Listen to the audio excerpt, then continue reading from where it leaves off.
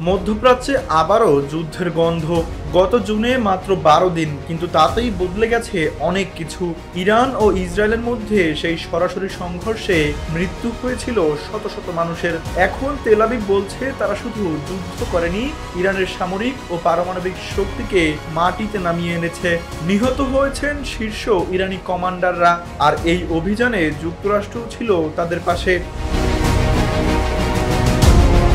কিন্তু যুদ্ধ থামলেও থেমে থাকেনি হুমকি। ইসরায়েলি প্রধানমন্ত্রী নেতানিয়াহু স্পষ্ট বলেছেন, ইরানের বিরুদ্ধে আগ্রাসী নীতি থেকে এক চুলও সরবেন না তিনি। বিশ্লেষকরা বলছেন, ইসরায়েল এখন ইরানে আরেকটি বড় সংঘাতের সুযোগ খুঁজছে। এর লক্ষ্য ইরানকে সিরিয়া বা লেবাননের মতো বানানো, যেখানে ইসরায়েল যখন খুশি তখন হামলা চালাতে পারে, জবাবদিহি ছাড়াই।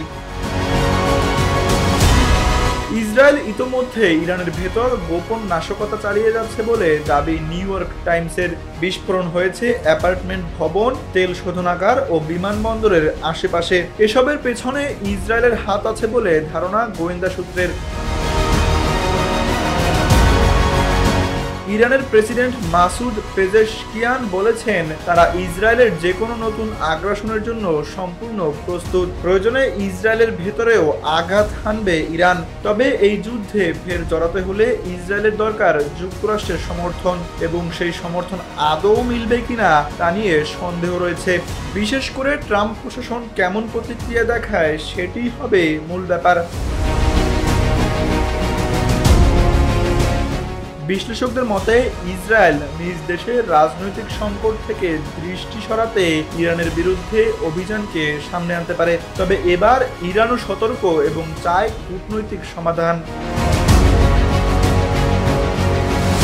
শেষ প্রশ্ন রয়ে যায়, ইসরায়েল কি দ্বিতীয় যুদ্ধের জন্য প্রস্তুতি নিচ্ছে, নাকি এ কেবল রাজনৈতিক চাপ থেকে মুক্তির একটি কৌশল? তানভীর আহমেদ, এনপিবি নিউজ।